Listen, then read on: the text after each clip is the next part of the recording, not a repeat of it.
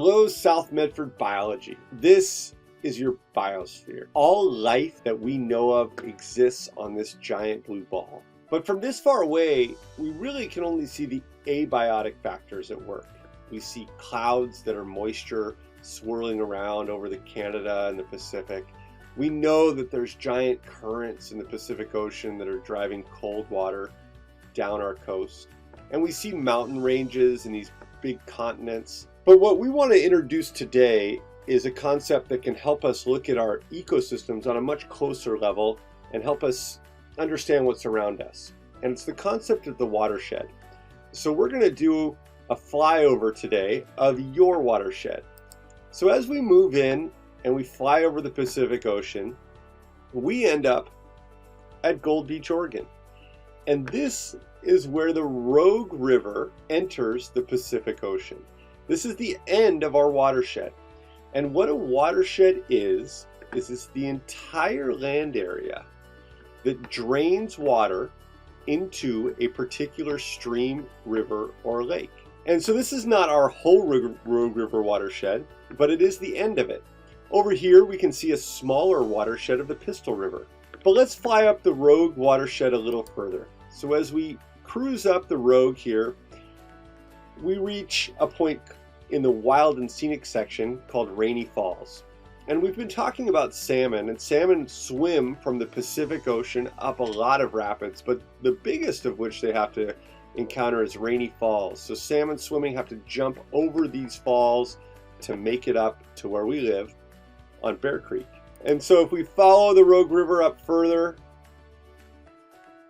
we get all the way up to Grants Pass, and we can start to see how whatever happens upstream affects what happens downstream. So whatever happens in Grants Pass, that water makes its way down to Rainy Falls and eventually Gold Beach in the Pacific. But we can go up much further on the Rogue River. In fact, if you go to the furthest point up the Rogue River, we end up at Crater Lake National Park. This is what would be considered the headwaters of the Rogue River. And you can start to see off the banks of what was once a giant volcano called Mount Mazama until it imploded. You can start to see these streams form that are the start of the Rogue River. And if we move over a little bit to the south, we see another volcano named Mount McLaughlin. This is actually the highest point in our watershed in elevation at over 9,400 feet. And the water and snow that fall on Mount McLaughlin drain off into Butte Creek, which also heads into the Rogue River, our watershed. However, Mount McLaughlin is also on the dividing line where any water that falls over on this side, kind of the east side of Mount McLaughlin, ends up going into Klamath Lake. Here's Rocky Point, some of you may have been there. And it ends up in Klamath Lake and in the Klamath River watershed. Mount McLaughlin is also a great place to get a view of our watershed, the Rogue River watershed. Hey class, I'm up here at 9,400 feet on top of Mount McLaughlin, and that is your watershed down there. Medford's down there, Bear Creek's down there. We're talking a lot about watersheds coming up. See ya. And if we move down from Mount McLaughlin closer to home, we get a view of a much more specific watershed, and it's the Bear Creek watershed. And this is where most of you live. So while we do all in fact live in the Rogue River watershed, here's Table Rocks and here's the Rogue River coming by. More specifically, we live in the Bear Creek watershed. And this is a great photo because we can see that anywhere within this yellow line right here, water that falls as rain or snow or even fog makes its way down these slopes and it ends up in Bear Creek. And if you live over in Rouge, congratulations, you share the Rogue River watershed, but you are not in the Bear Creek watershed. Let's take a closer look and fly up through the Bear Creek watershed. So, as we drive in further, most of you live around South Medford High School, and if you forgot what it looks like, here's South Medford. We hope to see you all again there soon. And if we zoom out from South Medford High School, which is in the middle of the watershed, we get over here to the east side of our watershed, And we see Grizzly Peak. Now the yellow line should go right over the top of Grizzly Peak, but it's one of the highest spots in our watershed.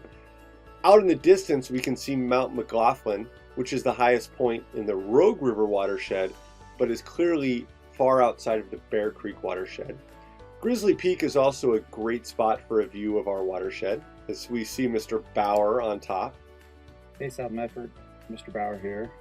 I'm going to talk a little bit about microclimates in our watershed here. So as you look, I'm on Grizzly Peak, the highest kind of north end of our watershed. And if we zoom out from Grizzly Peak and we cross our valley over to the other side, we do reach the highest point in the Bear Creek watershed, which is Mount Ashland. And we're going to tell you a lot more about our watershed here. So hi, we're on the top of Mount Ashland. One of the things I always think about when I get to come up here during ski season or hiking is that when a storm comes into our area and rain falls on Mount Ashland, the water is going to either go to one watershed to the north or another watershed to the south.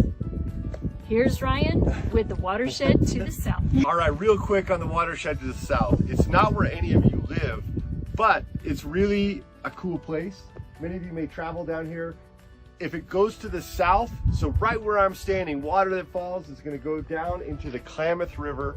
You can see Mount Shasta in the distance. It's also in the Klamath watershed, and it's a giant river that's going to wind all the way. It's kind of the sister river to the Rogue River. All right, and so if the water is heading off in this direction for me, it's going to go down off the flanks of Mount Ashland. It's going to work its way around. And so we have kind of this bowl here, and this is this basin, this watershed. All this water then will eventually work its way down into the creek that you know, Bear Creek, that runs right through Ashland, Talent, Phoenix, and Medford. Eventually will go into the Rogue River and work its way down all the way to the Pacific Ocean. Hey, Mr. Bauer, we're up here on Mount Ashland, and this is one of my favorite ski runs. This is called Windsor Chairline, or Bottom, if you've skied here before. But the crazy thing is, we're here in the summer, no snow, but in a few months, it'll be about 6 feet deep, same height as I am, over this whole area, which is a very unique thing about our watershed, is that we have high enough mountains to where some of the precipitation that falls in our watershed can be stored for later use, which Mr. Bauer is going to tell us about now.